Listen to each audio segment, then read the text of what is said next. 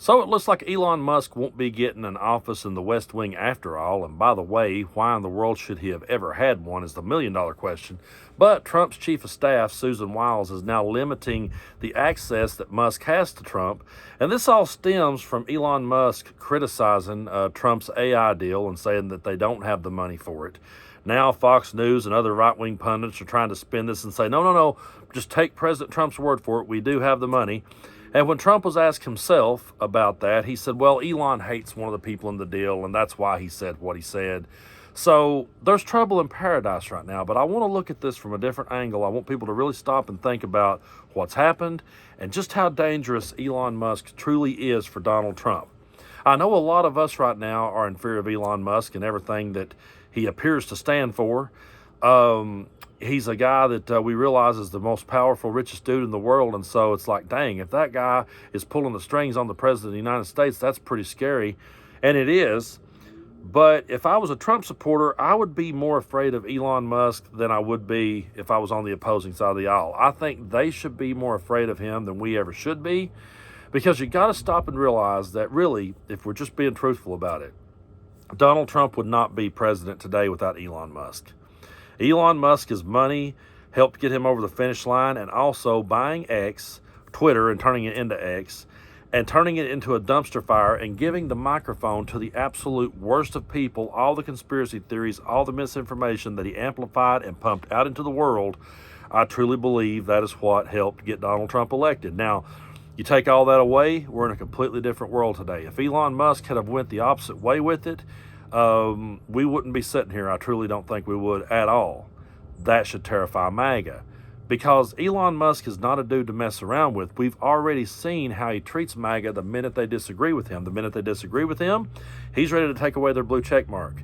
He's ready to demonetize them. He's ready to ban their accounts. And he can always spin it and say it was for different reasons, but we all know it's because they bit the hand that fed them. The reason why Donald Trump said, well, that he's just mad at someone in the deal, is because Trump himself realizes, I can't bite the hand that feeds me. Because think about it. What if Donald Trump was to just come out and come up with some nickname for Elon, the way he has Gavin Newsom and all the other people that he tries to give those third-grade nicknames to? What if suddenly he did that to Elon, and Elon turned and began to bark back? And what if Elon began to amplify voices against Trump? And what if Elon began to amplify stories that exposed Trump? I think Trump realizes this. I don't know for sure if it's actually sank in on his supporters just yet as to what they're up against, but I do believe that's where they're at. And it's so funny to me because it's everything they sat and warned us about. They talked so hard about billionaires having control and billionaires being in government. And they sat back and watched Trump pick billionaire after billionaire, got more billionaires in his cabinet than anyone else. Now we're there. Joe Biden warned of the oligarchs, and we're there. And I saw a clip of AOC where they asked her, they said, do you think we're headed into one? She said, no, we're not headed into one. We're there now. We're there in the moment. And what MAGA don't realize is they're the ones that amplified that message, and they're the ones that actually got it out there. It's one of the craziest things I've ever seen, because they preached against it every step of the way, and then was just so easily led and manipulated by Elon Musk, and they looked over at the flashy, shiny objects and went, wow, we got Elon on our side. And I've always been baffled at people in my part of the world who struggle every day to make ends meet, work their asses off, struggle. And I'm not saying times aren't tough. They absolutely are. People are absolutely struggling and looking up to the likes of Trump. That's bad enough. But then they turn and look up to the likes of Elon Musk. And I've heard so many good old boys just sit around and they're so fascinated by this guy when he never invented anything.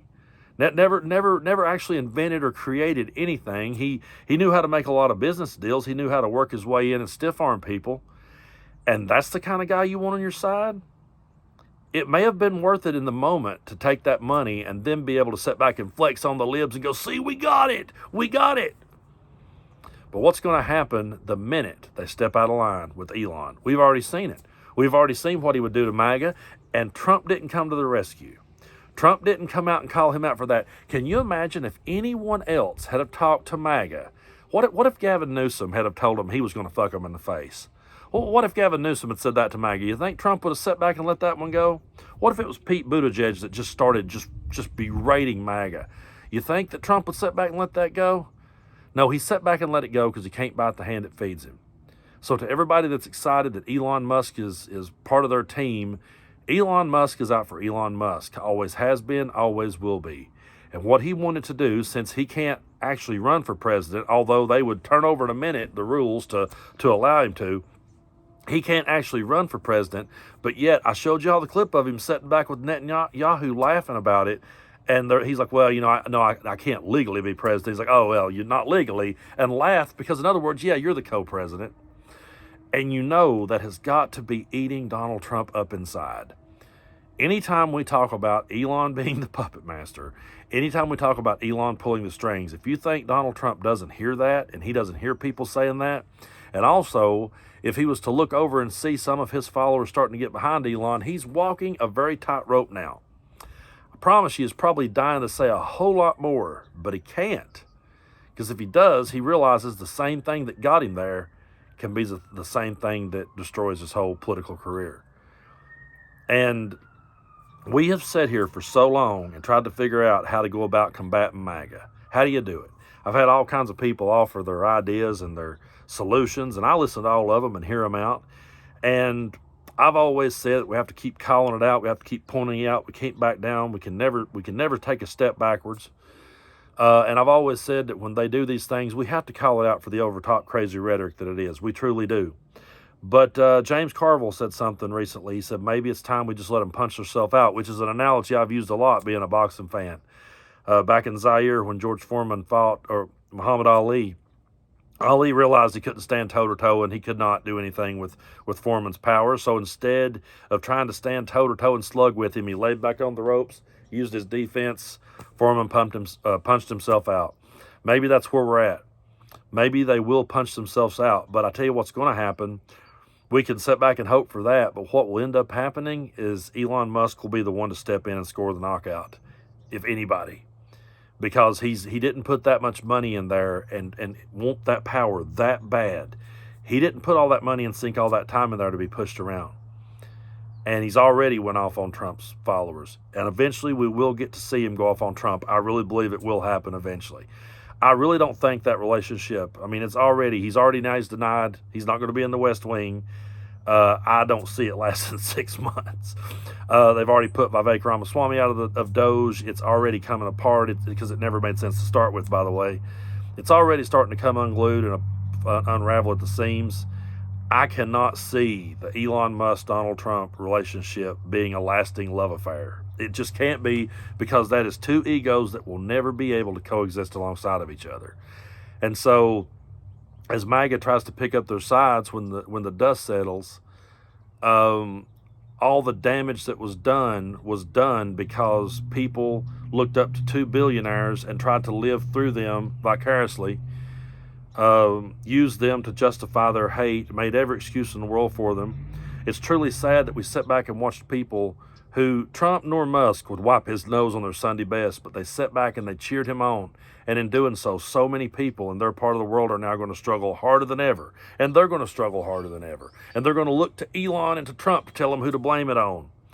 But when it's going to be time to get the popcorn, it's when Trump and Elon finally comes head to head. That's going to be the moment. So to everybody that's like, I remember seeing the country singer John Rich from Big and Rich, but I call him Rig and Bitch. That country rap's like the horse ride cowboy. That dude, he was like, oh yeah, we got Elon Musk, baby. I'm like, yeah, you do. And yeah, you're going to be amplified. You're going to be lifted up until you step out of line.